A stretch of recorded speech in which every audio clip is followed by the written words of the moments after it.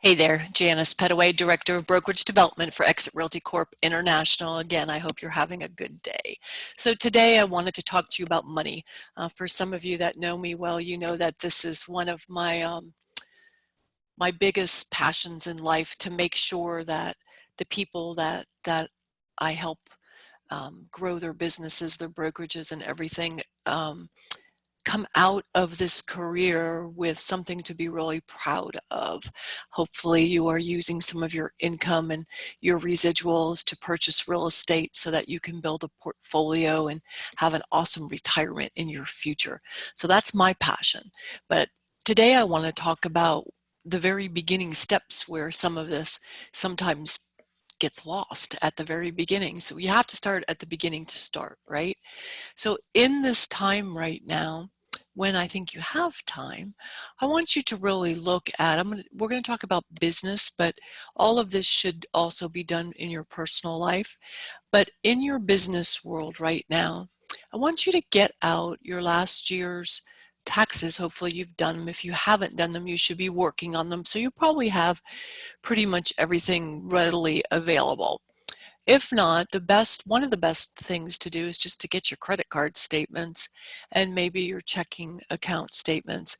But I want you to get down on whatever you want to get down. I don't care if it's a legal pad or if you, whatever system you put it in. You need to know how much you spent on your business and how much you're spending every month. So I'm talking about everything from your licensing renewals to your training and classes that you continue to do and pay for, your education.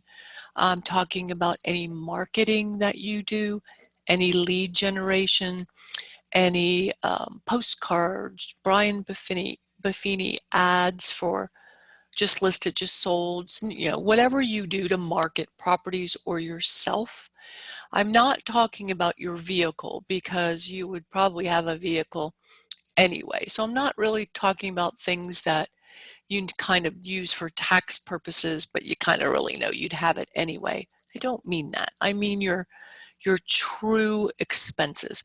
You got to know what that is. I want you to, going forward, to always track your your return on investment, right? What does it mean when you spend money on XYZ? Do you get how many calls back? How many leads? In those leads, how many transactions do you generate? And what does that equate to financially? Now, I know, because I am you, some of the things we do are hard to track. And we know we're just keeping up with our clientele, and we get business that way, so it's hard to track. So some of it, just be aware, I guess, is what I want you to say. But every time, I talked about this when I did a breakout session last year at convention on money and earning and keeping and making money.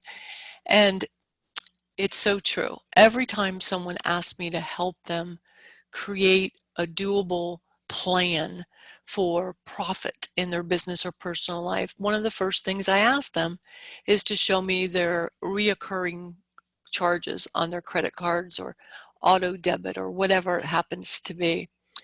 And I can't say I'm always amazed, because I'm not, because I expect that I am going to find, in most cases, somewhere between $175 and $250 worth of stuff every month that come out of their funds that they either forgot about it or have no use for, don't use anymore, whatever. So I really want you to focus on that and get rid of all that stuff in this time right now. If you really thought you were going to use a tool and you have not used it in this last, say, 6 months, don't judge everything by the last 2, but like, say, the last 6, if you have not used it, you do not need it. So get rid of it. If you are paying for a marketing program, but you're too scared to make the calls and do the follow-up, there's 2 choices. You either make the call and do the follow-up starting today, and you do all the backlog, or you get rid of it. There's no other. It doesn't make any sense, guys, to do anything other than that.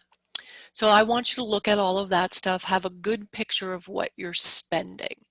Now, until you get to be well over, say, $100,000 a year in gross commission, those numbers should not be, in my opinion, more than about 10%.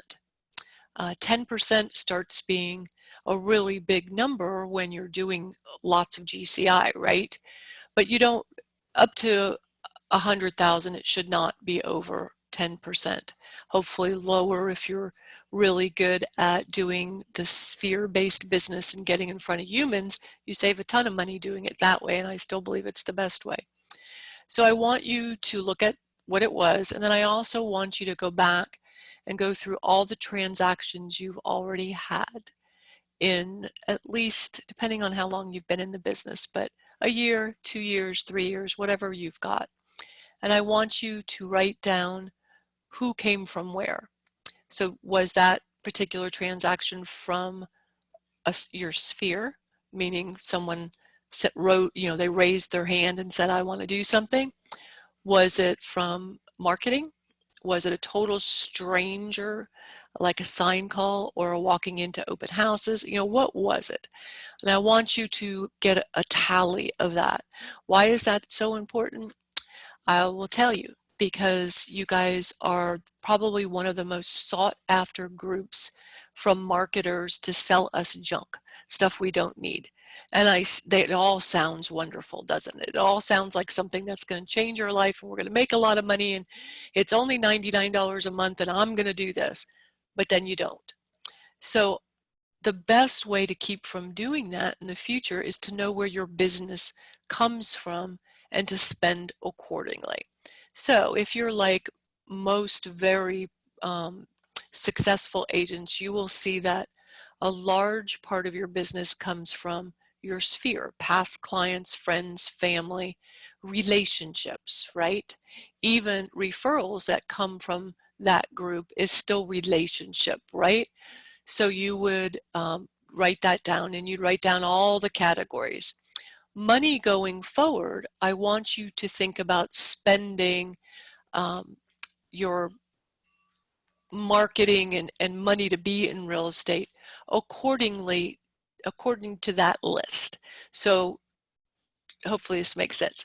If 75% of your people that did transactions came from your relationships, you would spend 75% of your budget for the year, broken down monthly, on relationship marketing.